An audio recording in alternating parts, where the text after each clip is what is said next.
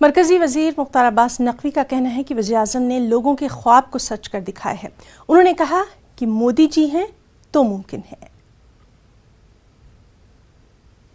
हम सब बचपने से देखते रहे हैं कि कब जो है वो जो काशी है, काशी की भव्यता, काशी की पवित्रता पे तो किसी को कोई शक है नहीं, लेकिन जो काशी का स्वरूप सपने में भी लोग नहीं सोचते थे वो मोदी जी ने करके दिखाया है।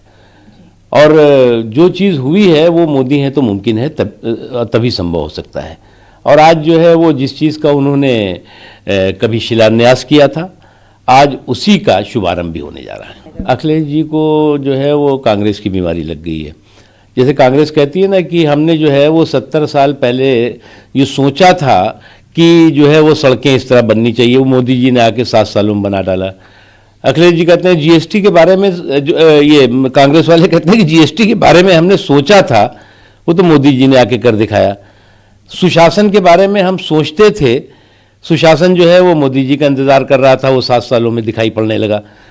दिल्ली के सत्ता के गलियारों से सत्ता के दलालों की नाकेबंदी और लूट लाबी में तालीबंदी हुई तो उन्होंने कहा ये भी हमने सोचा था, ऐसा वो सोच रहे थे, हमने कर दिखाया।